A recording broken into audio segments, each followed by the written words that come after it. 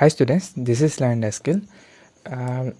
যিসকলে CWL দিলা কিছুমানৰ ভাল হোৱা নাই, অফ কোৰ্স মই গম পাইছোঁ তোমালোকৰ কমেণ্টত। এণ্ড তেওঁলোকৰ বাবে মানে কিছুমানৰ এটা সপোন আছিলে যে আমি ইঞ্জিনিয়াৰ হ'ম।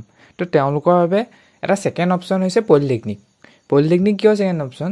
যদি তুমি CWL দিয়া তুমি এজন ইঞ্জিনিয়াৰ হ'বা, এণ্ড যদি তুমি পলিটেকনিক লৈ পেলাই পঢ়া তেনেহ'লে তুমি জুনিয়ৰ ইঞ্জিনিয়াৰ হ'বা।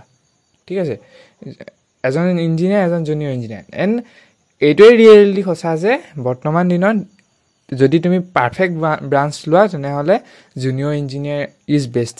ঠিক আছে, বহুত চাকৰি ওলায় যদি তুমি পাৰফেক্ট ব্ৰাঞ্চ এটা লোৱা, জুনিয়ৰ ইঞ্জিনিয়াৰ তুমি পঢ়িব পাৰা। ঠিক আছে, তাৰ কাৰণে DTE তোমাৰ এই কাউন্সিলিংটো কণ্ডাক্ট কৰে।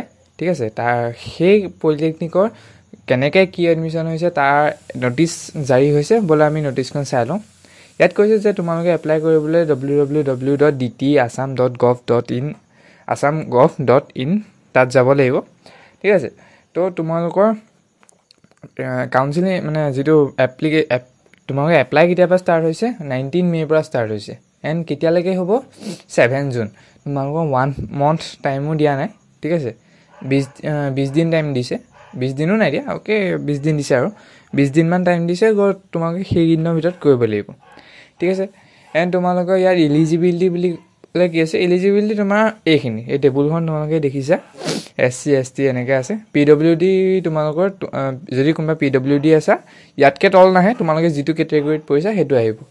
ঠিক আছে, এণ্ড তোমালোকৰ যিটো মেৰিট বেচিছ হ'ব সেইটো HSLC ওপৰত হ'ব।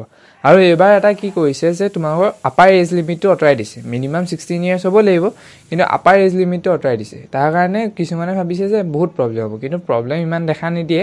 কাৰণ তোমালোকৰ কি হয়, যিটো পলিটেকনিক আছে, পলিটেকনিক মানে ডাঙৰ ডাঙৰ মানুহে নপঢ়ে মানে। ঠিক আছে, যদি CWL হ'লহেঁতেন যে ইঞ্জিনিয়াৰিং পঢ়িবলৈ একদম ডাঙৰ ডাঙৰ এইটো কি ল'ৰাও আহিলেহেঁতেন, কিন্তু পলিটেকনিকটো কি হয় ডিপ্ল'মা কৰ্চ ন, গতিকে ইমান ডাঙৰ মানে তোমাৰ 21-22 বছৰীয়া মানুহ নাহে মানে এইটো পঢ়িবলৈ। ঠিক আছে, গতিকে ইমান চিন্তা কৰিবলগীয়া একো নাই। আপাৰ এজ লিমিট আঁতৰাই দিলেও তোমালোকৰ কোনো ফৰক নপৰে। আৰু এটা কথা, কেনেকৈ মেৰিট লিষ্ট ওলাব তোমালোকৰ হাই ছেকেণ্ডেৰী নহয়, মেট্ৰিকৰ হেৰিয়াক লৈ ওলাব, মেট্ৰিকৰ মাৰ্কছ লৈ পেলাই তোমালোকৰ মেৰিট লিষ্ট ওলাব।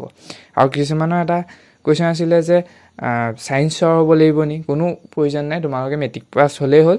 তোমালোকে তাৰপিছত ছায়েন্স লোৱা, আৰ্টছ লোৱা, কমাৰ্চ লোৱা, ভকেশ্যনেল লোৱা, কোনো মানে কথা নাই। ঠিক আছে, তোমালোকে মুঠতে মেট্ৰিকটো পাছ হ'লেই হ'ল। আৰু তোমালোকৰ কাউন্সিলিংটো কণ্ডাক্ট কৰোঁতে ₹300 এটা দিব লাগিব।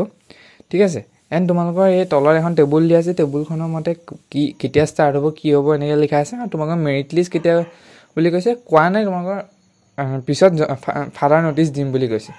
ঠিক আছে, তো তোমালোকৰ মেৰিট লিষ্ট জেনেৰেলি 1 পৰা 1.5 মাহৰ ভিতৰত ওলাই যায়। ঠিক আছে, 1.5 মাহ মেবি নালাগে, মই লাষ্ট ইয়েৰটো পাহৰিছোঁ, কিন্তু 1 মাহৰ ভিতৰত ওলাই যায়।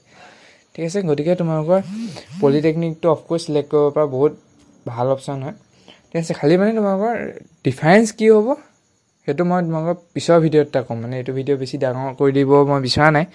ঠিক আছে, যদি তোমালোকে লাগে যে পলিটেকনিক আৰু CWL মাজত ডিফাৰেঞ্চ মোক বুজাই দিয়ক, তেনেহ'লে মই বুজাই দিম। ঠিক আছে, তো ঠিক আছে, আজি ভিডিঅ'টো ইমানলৈকে আছিলে। Thank you so' much.